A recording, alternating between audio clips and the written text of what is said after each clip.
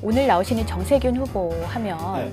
엄청 점잖고 네. 신사 같고 이게 이제 보통 좋은 얘기잖아. 네. 그런데 그게 이 또 대선 경선판에서는 마이너스라고 생각을 했는지 김수미 씨 만나가지고 욕 과외를 받으셨다는 거야.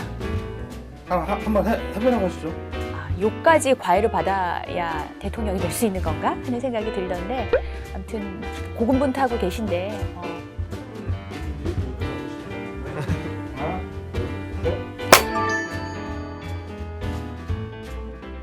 자, JTBC 인사이트 채널에서 선보이는 신예리의 밤샘 토크. 오늘 모신 손님은 민주당 대선 예비 후보시죠. 정세균 전 총리입니다. 안녕하세요. 네, 안녕하세요. 네. 시청자 여러분께 인사 부탁드립니다. 네, 시청자 여러분 반갑습니다. 오늘 좀 시원한 말씀을 좀 드릴 수 있었으면 좋겠는데요. 아무튼 노력해 보겠습니다. 저 정세균, 대한민국의 모든 불평등과 대결하는 강한 대한민국의 경제 대통령이 되겠습니다. 정세균 하면 대통령 빼고는 다 해본 사람 이런 수식어가 붙어 다니잖아요. 육선 의원, 국회의장, 총리 다 하셨는데 왜 꼭 대통령까지 돼야 하죠? 라고 누가 이유를 묻는다면 뭐라고 답하시겠어요? 제가 꼭 필요하니까요. 우리나라에. 이 시점에 어떤 사람이 대통령을 해야 우리가 안고 있는 과제를 제대로 감당할 수 있겠는가. 경제 전문가가 누군가 보시면 정세균이다. 그리고 도덕성이라든지 여러 가지 그 기준이 옛날보다는 많이 까다로워졌다고 생각을 해요. 그래서 정세균이다.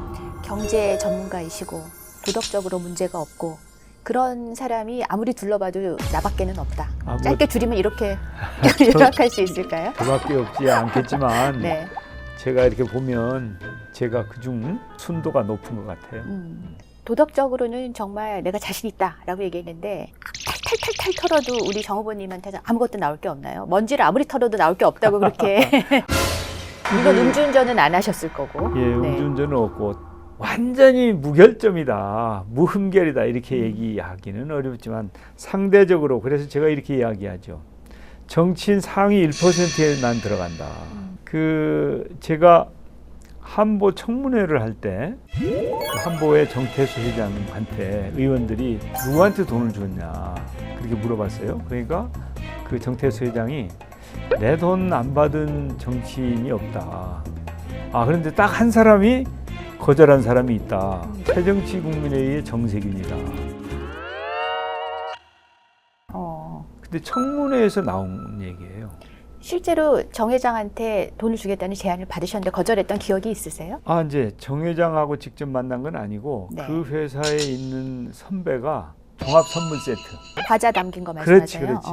그걸 가지고 왔어요. 그 상자랑 그걸 가방에 넣어가지고. 네. 그래서 저게 수상하다. 그러면서 그때 이제 그걸 제가 거절을 했는데 한보 회장이 그 얘기를 함으로 해서 그게 확실히 내가 돈이었구나. 짐작했던 것처럼 돈이었구나. 그때 만약에 네. 제가 그걸 받았으면 과자인 줄 알고 받았으면. 네.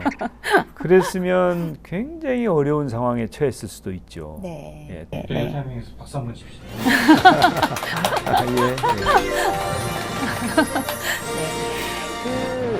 도덕적으로 문제 많다면서 이재명 후보 그동안에 많이 공격을 해 오셨어요. 공격이라고 말씀을 하셨는데 저는 공격한 게 아니고 비판이라고 바꿀까요? 검증을 했죠. 네, 검증.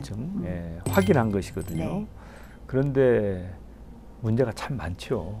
그런데 뭐 제 입으로 그걸 적시하는 건 좀 거시기 하잖아요. 네. 그럼 그건 저희가 자료화면으로 대체하도록 예, 할게요. 예. 소위 말하는 스캔들에 대해서 제가 혹시 바지 한 번 더 내릴까요? 바지 한 번 더 내릴까요? 그 최근에 이재명 지사 관련해서 제일 좀 쟁점이 되고 있는 거는 경기도지사직을 사퇴 예. 안 하고 계속 수행한다는 것이잖아요. 본인이 결단할 문제라고 생각하는데 관권 선거를 하고 있다라고 하는 의심을 하는 사람들이 있어요. 지사직을 이용하면 안 되죠. 그건 양심의 문제죠.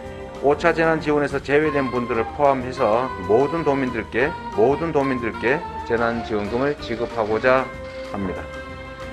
재난지원금을 경기도에 있는 사람들한테는 100% 주겠다라고 얘기를 해서 경기도지사의 자리를 이용한다라고 문제가 됐었잖아요. 아주 잘못된 거예요. 왜냐하면 국회에서 여야 간에 합의를 해가지고 대통령까지 오케이를 해서 의결을 한 거예요. 여야 국회 대통령까지 합의한 것을 독불장군처럼 혼자만 이걸 엎어버리겠다고 하는 것은 그건 참으로 잘못된 겁니다. 당정청 합의를 무시한다는 주장은 지방자치를 무시하는 주장입니다.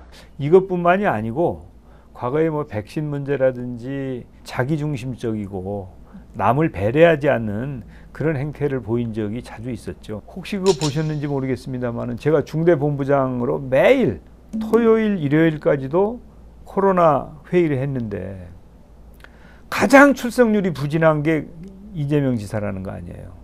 그리고 수도권에서 확진자가 엄청나게 많이 나오는 것이고. 지금 이재명 지사에 대한 얘기를 해봤는데 이제 원래는 지금 그 이낙연 후보하고 정세균 후보는 이 좀 반 이재명 연합이다 뭐 이렇게 불리면서 또 이낙연 후보 측에서는 계속 관계자들이 단일화 문제를 언급을 하는 것 같아요. 아주 근거가 없는 거예요. 한 번도 양측이 네. 단일화에 대해서 논의를 했다든지 의견을 교환했다든지 뭐 협상을 했다든지 전혀 그런 게 없거든요. 그러니까 생각도 해보신 적이 없는 거잖아요. 생각해 본 적이 없습니다. 그리고 지금 네. 아니 본선이 진행되고 있잖아요. 진즉에 저는 이광재 후보하고 단일화를 했지 않습니까? 그렇죠. 네. 하려면 그때 했어야지. 이제 그것은 아마 선거 전략적으로 그렇게 하고 있는 것 같고 사실은 제가 좀 피해를 보고 있죠. 단일화 얘기가 나오면은 아무래도 좀 지지층이 예, 옮겨가는 그런 문제가 피해를 있는 보고 거죠. 있어요. 그렇지만 네. 이제 네. 그 아주 잘못된 것이죠. 그래서 조금 불쾌하신 점이 있으신지. 예, 물론 네. 불쾌하죠. 예. 정치 도의는 물론이고 상도의 수준도 안 되는 거예요. 근데 이제 그 이낙연 후보하고는 두 분이 문재인 정부의 전직 총리라는 이제 공통점이 있어요.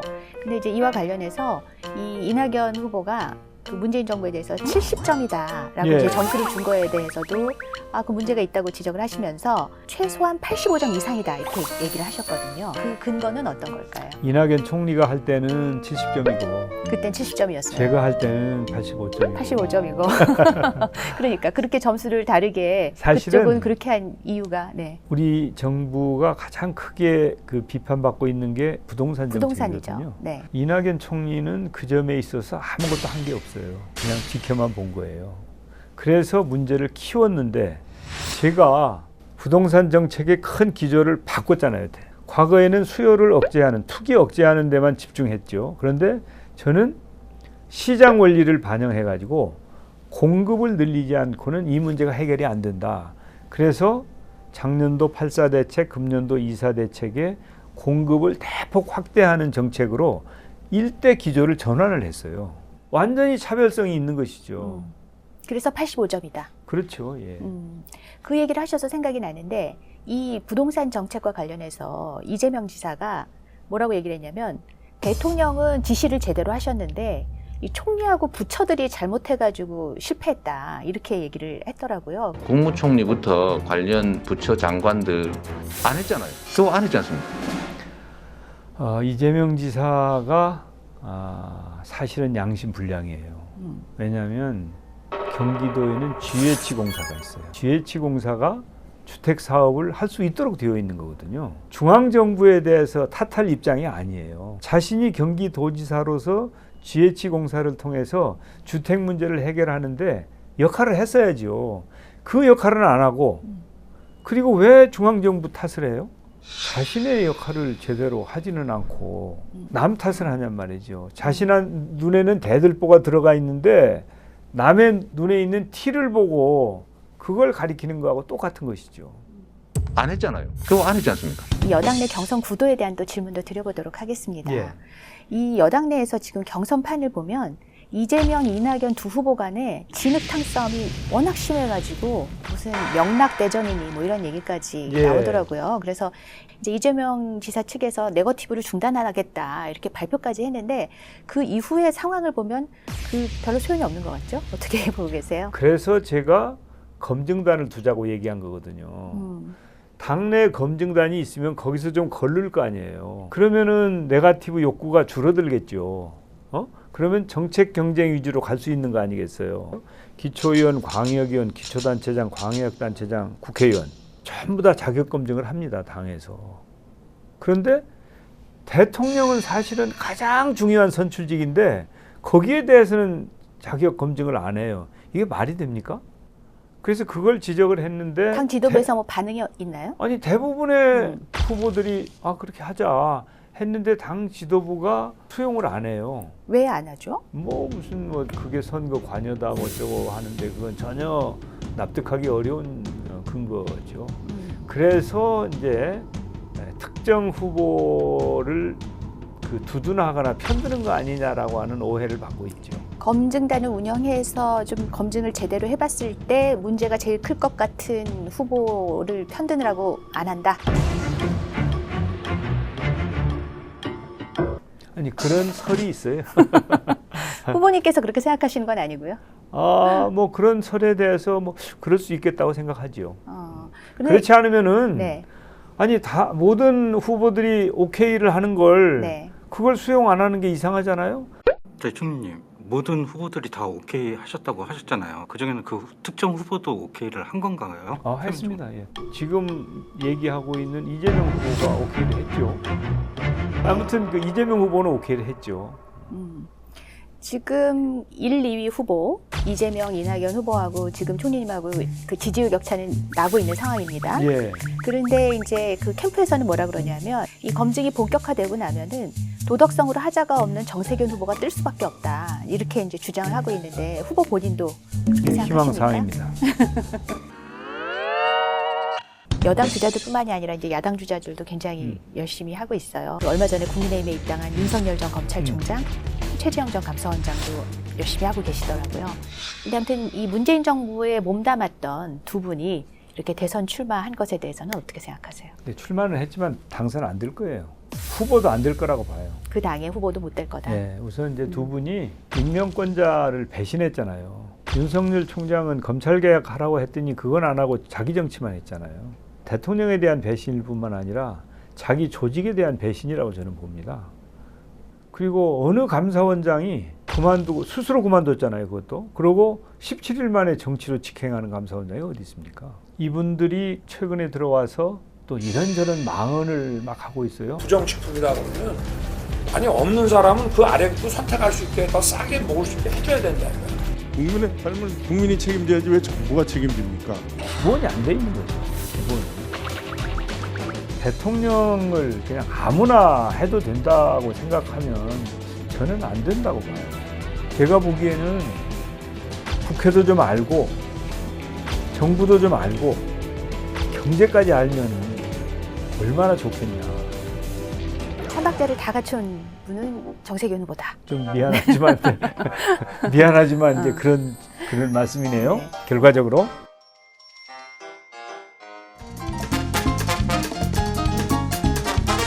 뭐 나이가 그렇게 문제가 될 거라고 보진 않아요. 이제 변화를 만들어낼 정책이 있냐 없냐가 중요하죠. 그 당시에만 해도 호랑이가 거기도 있었어요. 호랑이는 밤을 뛰어넘어갔다는 거예요. 뒷마루에서. 그래가지고 이 호랑이가 집에 방 안에 들어와서 천정까지 막 뛰는 거예요. 너무 놀라가지고. 네,